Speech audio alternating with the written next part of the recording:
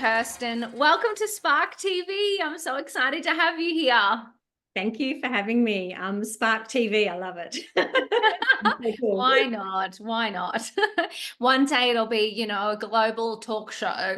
And, like we just said before I hit record, all we do is talk to people for a living. Wouldn't life be good? Yeah, that'd be awesome. Oh, amazing. Let's kick things off by telling everyone who you are and what you do. Yeah, so I'm Kirstin Bouse. I live in Perth and I'm a clinical and forensic psychologist. I don't do too much forensic psychology anymore. I have been a business owner for a very, very long time. I actually think I got my first ABN as a sole trader in 1997. Wow. Reflecting my age. And I set up a group psychology practice about 18 years ago. And yeah, that's been a huge part of my life. I've been a psych for coming up to 27, 28 years now. Wow. And really, like, it's a cool profession because there's so many different areas of psychology. There's so many different ways to practice psychology, that for someone like myself who's an ADHDer, it's just impossible to get bored. I actually think if I, kind of had, I don't know, if the profession wasn't so diverse and there wasn't so much variety, I'm not sure I would have lasted this long in a profession where it didn't have those kind of elements. Being a business owner also added that that interest, and as you know, you're constantly needing to change things and try things, and pivot is an endless kind of part of business, even more so as time has passed and the world has changed. So yeah, that's kind of a bit of my background. But where I've landed is I have recently launched a new business because, hey, why not? Don't need to sleep, no. Yeah.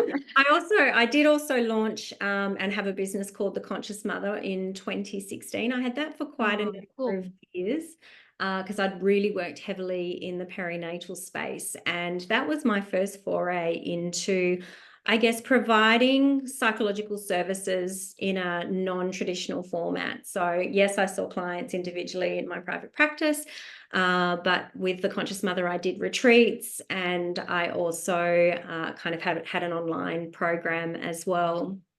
And then my personal life went a bit skew with, and I needed to kind of pull back and just, earn some money in the easiest way, most familiar way possible. So I closed that business. But yeah, where I'm at now is we've just launched All About Her, the Centre for Menopause.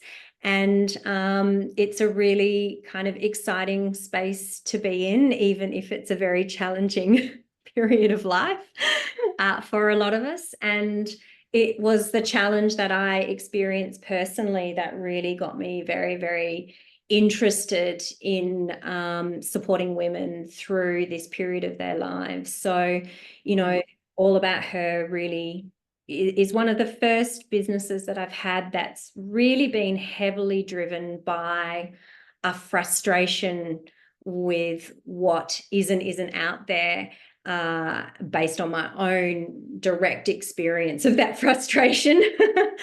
And the frustration of friends, colleagues, and also clients. So yeah, it's a very new gig for me. Lots of fun. It's a big space to be in. Wow. So much to unpack there. I absolutely love it. So take me back. When you obviously studied psychology, did you go straight into running a business, or did you work in other people's practices first? Yeah, so I often call working for somebody else having a real job. Yeah, I know. Which is pretty stupid because running your own business is usually a bigger Oh, job. it's hectic. Yeah.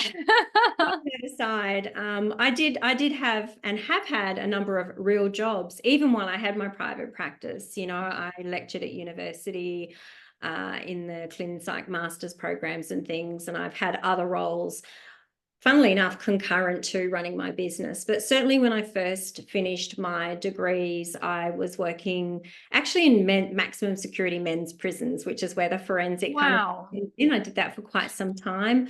moved into doing a lot of work in child protection and also in family court as well. And it was in those kinds of years where I began as a sole trader, but subcontracting to a group practice who also did that kind of work. Hence having had the ABN for such a long time. And yeah, I mean, a lot of that kind of work in particular can be done. They often get external people to do assessments and appear in court, single expert work it's called, in child protection and family court, rather than getting departmental psychologists to do that. And that's largely because there's considered to be a bias in the process. So yeah, I did that for a very long time, and I actually I haven't done that kind of work directly myself for some time because I've moved more into the training and development space. So I still support psychologists when they're learning how to do that work. It's pretty stressful work. It's high stakes work. And I really enjoy kind of having that role. I get to use that type, it's part of my brain, without the huge implications of doing the work myself. But yeah, you know, I kind of can't escape it because I still have to go to court for matters that I was involved in 5, 6, 7 years ago. I went to court last week for yeah, so it's hard. I kind of think, God, I'll be still being called into court for the rest of your life. Wow, that's full on. Yeah, so that kind of took me into the private practice world, but as I said, as a subcontractor, that kind of work. And then I had an amazing mentor and supervisor who really encouraged me to kind of stand on my own 2 feet. And that's when I set up my own little one-room kind of place. And then my 3rd son is 18 on the 21st of August. Wow. And the relevance of that is I was a couple of months shy of having him when I took on my first subcontractor in my own business. Wow. Yeah, so it's you know, kind of a full circle kind of experience as he approaches his 18th birthday. And I really took on a subcontractor to have some time off work and have somebody else covering the rent, really, you know, and the expenses that don't go away. And when I came back part-time, I was like, well, why would I stop her working for me now? I was full-time. She didn't want to work full-time anyway, so we shared a room, and then from there the practice grew. So I've had up to, you know, 18 psychs and 3 admin, and then also as small as 4 or 5 depending on what year it might have been or what stage of the business. And my professional interests within that time have, you know, I've been able to evolve. You kind of can't be in private practice without working with trauma. I've done a lot of work with first responders trauma, so paramedics, police, military, that kind of thing, as well as birth trauma. That was my baby, you know, no pun intended, women who'd experienced that. And just over the last probably about the 10, 15 years, because particularly working in the perinatal space, women having babies a bit later in life and maybe their 2nd and 3rd, that's when I started to kind of see the peri-menopause kind of flavor float through. And when I really started to learn what I could about it, back then there wasn't a lot of good information at all. And then, of course, my own experience of hitting that stage, which I would say might have been, it's a bit hard to tell, but might have been in my late 30s, early 40s. I'm postmenopausal now. But that really took me into the space of menopause. And as I said, just becoming so frustrated by the lack of awareness within the community, the lack of awareness within GPs in particular, mine included at the time, and also health professionals in general, including my own profession. You know, there's just no training for psychs in relation to women, the impact of hormones on women's mental health, which is crazy, let alone the niche area of the menopausal transition. And all of that just got me really, really frustrated. I thought we have to make it easier for women to find good information and to be able to access a range of health practitioners who know, who are experienced health practitioners, whatever their discipline is, and who have that added knowledge and skill to support women in their discipline, but in the specific stage of life. And that's really kind of where the seed was sown for All About Her.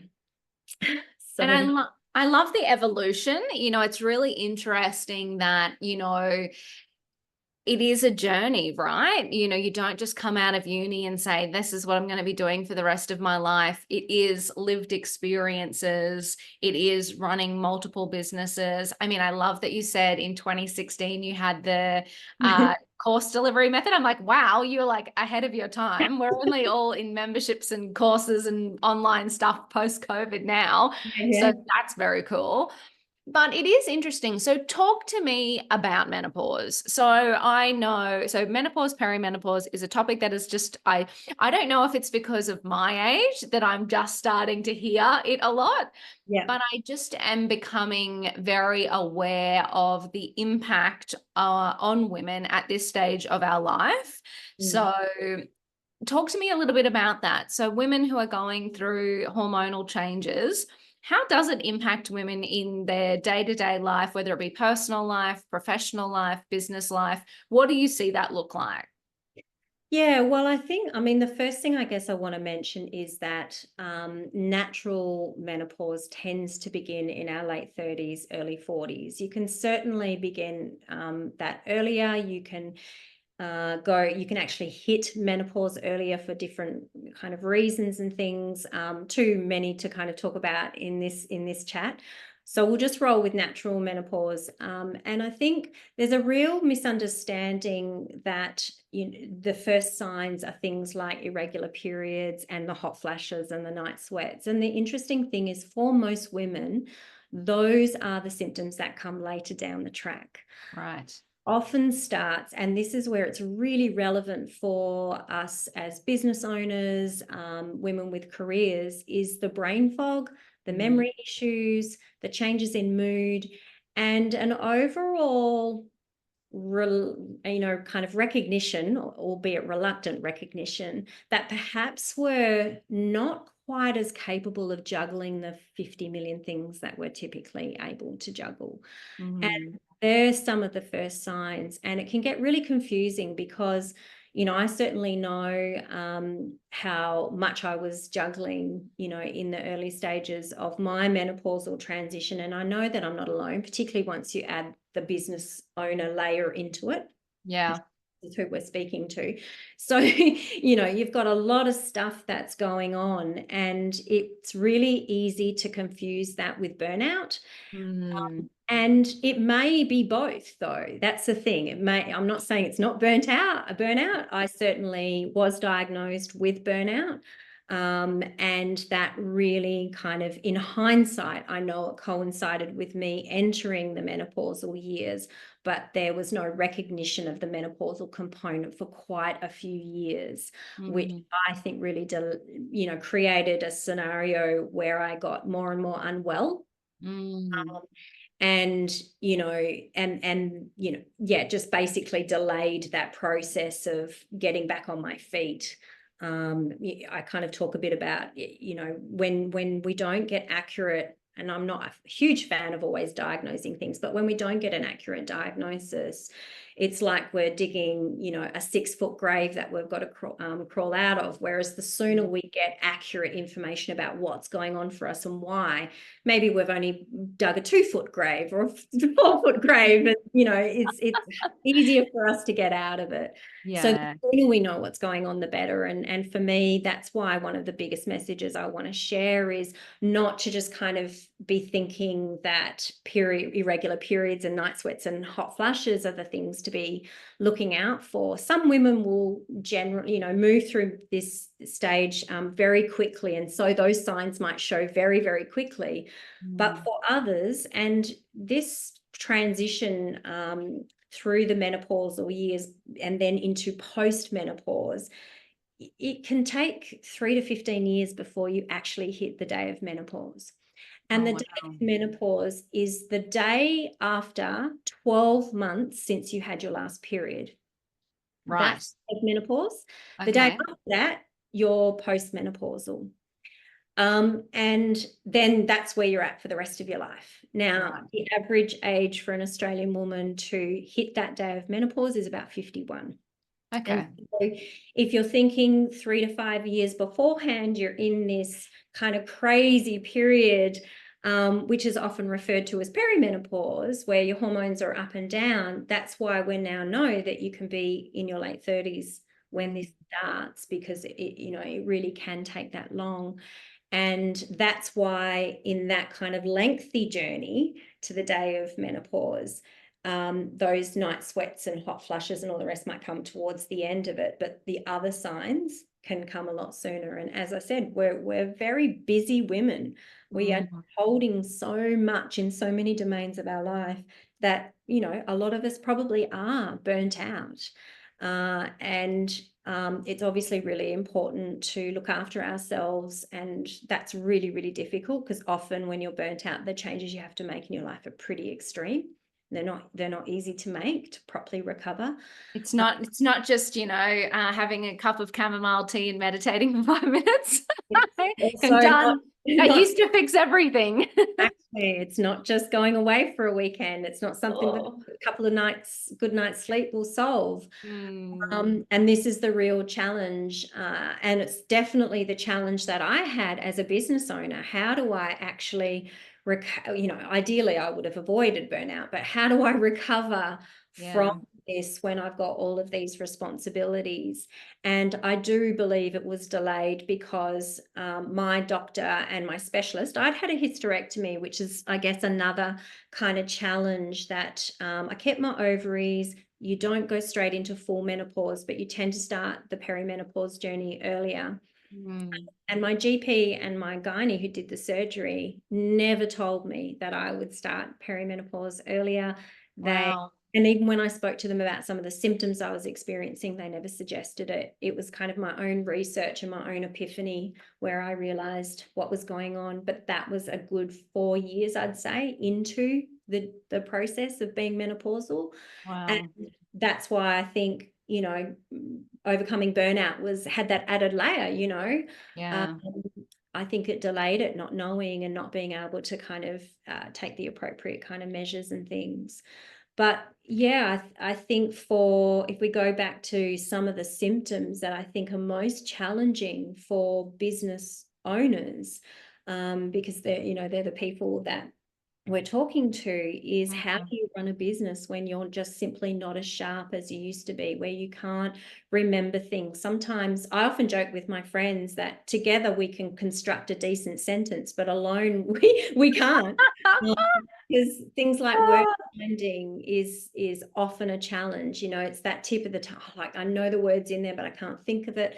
And for those of us who have been heavily reliant on our brains and our language, our ability to communicate, our ability to think, problem solve, plan, implement, all of that kind of function, executive functions, when that starts to be jeopardized, it's actually really quite frightening, very, very frustrating. It goes on so long that you wonder if you'll ever kind of be the same again. And it does actually impact your capacity to run your business. It certainly did for me. I just didn't have the Well, I feel like it's such a confidence dent as well. Huge. I mean, the amount of times that I, in my role, hear from women like, where has that woman gone? And they're referring to this past version of themselves who's, got a really sharp, quick mind, huge capacity to cope, to juggle, to remember. They're maybe even killed, they may be even killed, but not everyone's even killed beforehand. But the emotion kind of regulation stuff that comes. I haven't been even killed for a decade. Forever, since puberty. Yeah. But the other common experience is the fluctuating emotions, because we've got fluctuating hormones. And I've heard this kind of phrase called menorage. And I've had I have been known as a very even-keeled patient person, and not so much anymore. I think I've kind of come a little bit closer to what I was, certainly not back there. I've got less tolerance for bullshit. I'm way more assertive. So there's some really cool things that happen. I was just about to say, this sounds positive. I'm glad we've got a couple of positive things. Yeah, no, and there is, and I do want to speak to them. But this period of time, I mean, yeah, I've given people a serve really, really quickly. You know, because I've gone from 0 to 100. Yeah.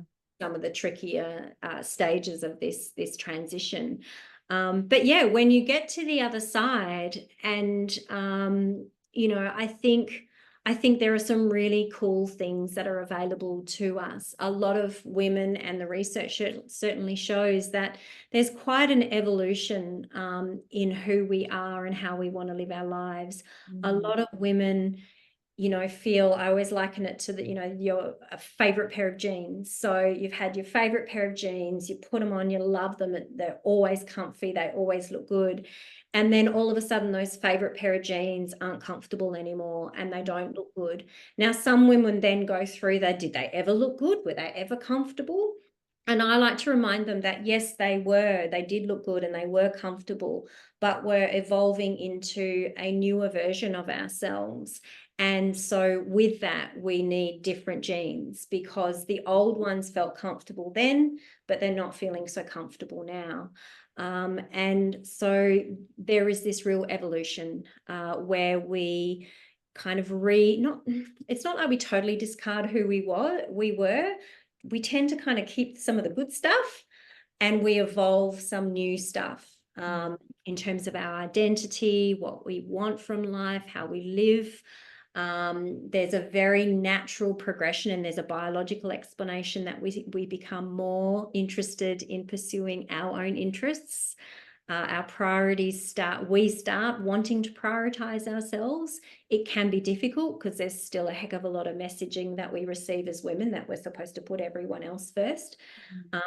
And we have hormones that support us to do that until those hormones decline. And when they decline, the biological or evolutionary function they serve, which is to prioritize others, starts to decline. And that then creates this natural movement towards really wanting to focus on ourselves and contribute from what is, you know, true for us, and pursue our own interests and not be so accommodating and self-sacrificing. So they're really, really good things, but it can be quite a disruptive process. This is when people leave relationships, they leave jobs, they start new careers, they start new businesses. You know, they do their eat, pray, love if they're going for the whole real kind of extreme version. And it's challenging because the systems that we live in don't like us to change that much, because usually, you know, the old version of us helped the system work too well. Yeah, and it's really, I think the biggest eye-opener for me is the length of time that it takes to go through this process. You know, we are talking about a decade here. You know, it's not okay, this is going to be a shitty 12 months, but at the end of it, everything's going to be, you know, back to whatever, or you're coming out of your cocoon and you're a new woman. Yeah. It's like, no, you actually have to go through hell for 10 years to start with. Yeah. That's mind-blowing. Yeah, and hopefully, I mean, it's definitely hell for some women, and particularly for some women who aren't able to access the right support, and that's a huge issue. For the majority of us, it's actually varying degrees of disruptive. So it definitely impacts our lives. I think a survey was done last year on Australian women, about 5,000 women, and 63% said that the symptoms of the menopausal transition impacted them to a moderate to severe degree. So it's quite a large number. And there's things that we can kind of do to best support ourselves. Some of them are easier than others. There's usually no one magic fix, despite what some of the messaging is in this space may well be. Well, that was my question. If we're feeling like things are changing or things just aren't feeling right, where do we start in this process to supporting ourselves? Yeah, well, I would love to say with confidence, go and talk to your GP, but we actually we know that GPs at best get 1 hour of training in the whole studies, GP studies on menopause. Wow. Um, and so the GPs that work in this space heavily and are well informed know that there's a heck of a lot of work to do in terms of making sure this information is across and known by all GPs. So the bottom line is it's very risky to speak to your GP because the hugest majority wouldn't understand, are not up to date. Messages that women receive it's just how it is, kind of like suck it up, get on with it. Sometimes it's like you're too young to be, menopausal. It's just stress, go and do yoga. Antidepressants are handed out like lollies, and yet they're not the most effective intervention for what we call hormonal depression, which is menopausal depression. So the lack of information is really, really poor. There's the Australasian Menopause Society. They've got a list of GPs that people can go to. There's a couple of really amazing GP practices. And the reason I'm saying GPs, I guess, is because what's actually happening is our hormones overall are declining, but they kind of go up and down. We can actually have ridiculously high levels of our hormones, in the morning, and then they can just plummet. But there's an overall decline, and it's the fluctuation that actually creates the problem and all the symptoms and the challenges. If we kind of just, I don't know, had this nice little steady, slow decline, it would probably be easier because our brain can kind of adjust. We do have another type of estrogen that we start producing. That's from, sadly enough, our fat, which is one of the reasons why we tend to put on weight, because our body wants estrogen. So it's like, what? We can only now create it from having fat. So let's make us fatter. It's Thanks, body. Thanks. blunt to say, but if it was this nice gradual decline, our bodies, we have the capacity to adjust, but it's not. It's a messy, messy process. Wow. And the only thing that will kind of, to some degree, counter that is hormones, which are now called menopause hormone therapy. So MHT, it used to be called HRT. A lot of doctors don't know the massive advances in research and even in those hormones, because they're body identical. So they're molecularly exactly the same as what we make ourselves. Wow. The old form, and I'm talking 20, 30 years ago, was actually hormones from pregnant horses, pregnant mares, urine. Wow. Yeah, a bit disturbing. And there was a whole bunch of research that came out that was misrepresented, that freaked everyone out. We've since debunked all of that. We know that for the vast majority of women, MHT is safe. And for the vast majority of women, it will be effective. It's the degree to which it's effective. Some women don't want to go down that path. And even if you do go down the MHT path, it's still necessary to make some lifestyle changes. It's still they don't solve the relationship problems you had before perimenopause. They don't solve the patterns patterns of relating to people and the low self-worth, and that stuff does not get solved by hormone therapy. And this stage of life magnifies that kind of stuff big time.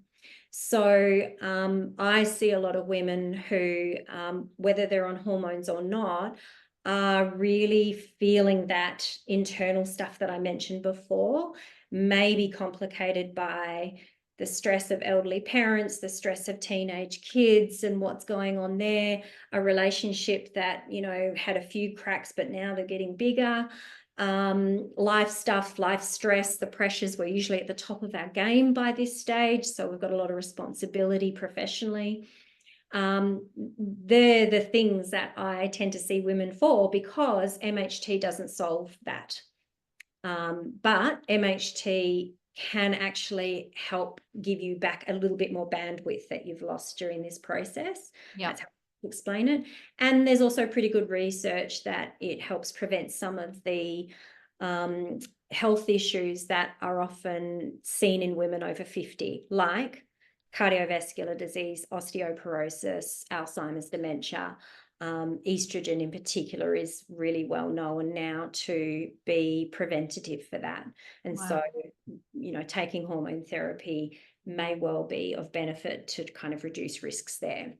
But it's a very, very individual choice and a very individual experience. I know a few women who absolutely swear by MHT. They took it and they're like, a week later, I was sleeping fine again. I could think again. I could remember again. My hot flushes disappeared. I've got energy. That can happen, not as commonly as, yeah, my sleep's a little bit better than it was. And I feel like, the brain fog's lifted a little bit and, the hot flushes have really reduced or they have disappeared, because MHT does seem to be very effective for what they call the vasomotor symptoms, which are the hot flushes and the night sweats and stuff. We're not even yet getting to libido and all sorts of things. Like, it's a big conversation. Yeah, no, and it is, I think it's interesting because, I mean, obviously I bring the lens of the business owner, but if your, business is really hard and really stressful, and, the bigger you get, the more challenging it is, the bigger your team gets, the bigger your company gets, the rah. And then if you just layer on this, okay, well now, exactly as you said, if you're at the top of your career, at the top of your business, or you've decided to start a new business or whatever it is, and then you layer in all of these changes to your body, to your memory, to your energy levels, to your, all of the things, it's really tough, and I feel, sometimes I feel like we would feel very alone. I know when, I'm lucky I've got a very good understanding husband. So when I'm having a mental breakdown, he's, okay, where are we at in the month? What's going on? He's like, it's all good. We just need a good sleep and everything will be okay tomorrow.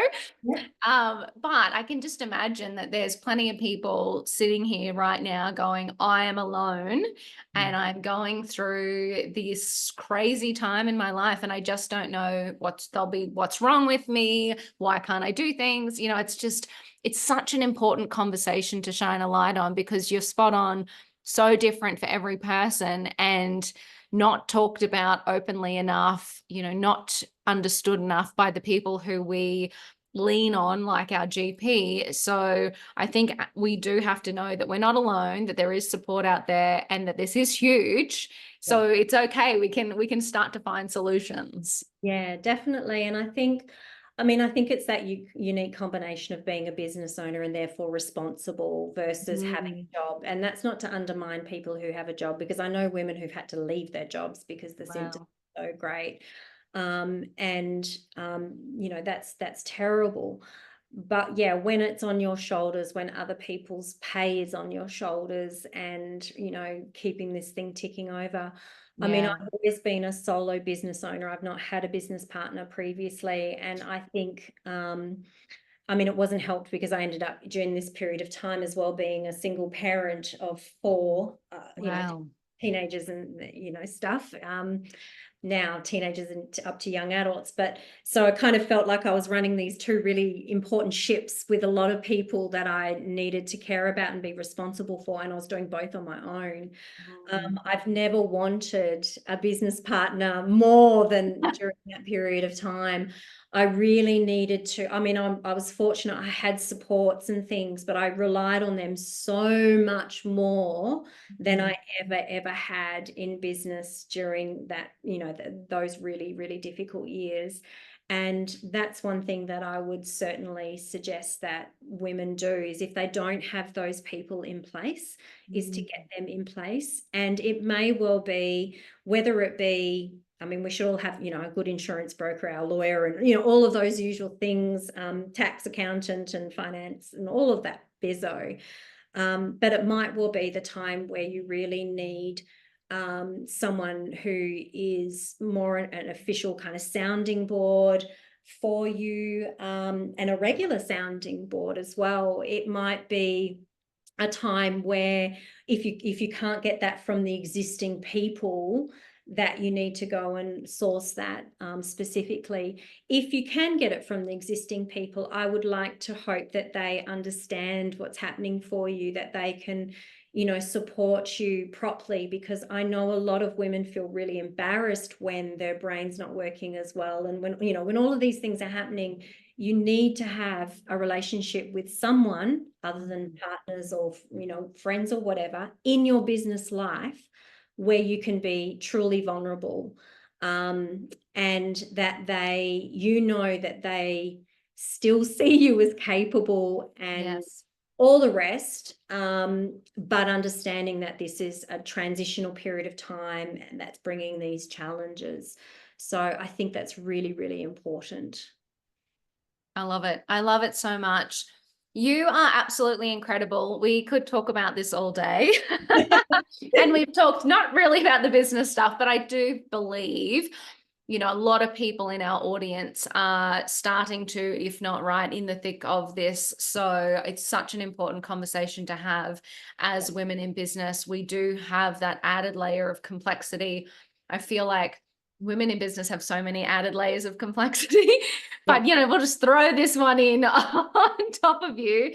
So I'm really glad we had this conversation. I'll make sure that all of your business details are linked up in the show notes. So if anyone wants to go digging and start to educate themselves, I know that you've got so many amazing resources on the web. So that is absolutely phenomenal.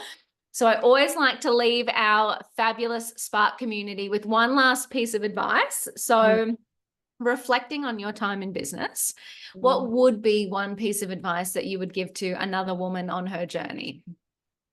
I actually think probably what I just said in terms of making sure that you've got the right people around you. And I think when we think that typically, and also when we're not feeling vulnerable and wobbly like we do at this stage of life, I think that one of those people, yes, you've got to have all those professionals, who have their different skill sets, but one of those has to be more of that mentor. You can sometimes find that in a business coach.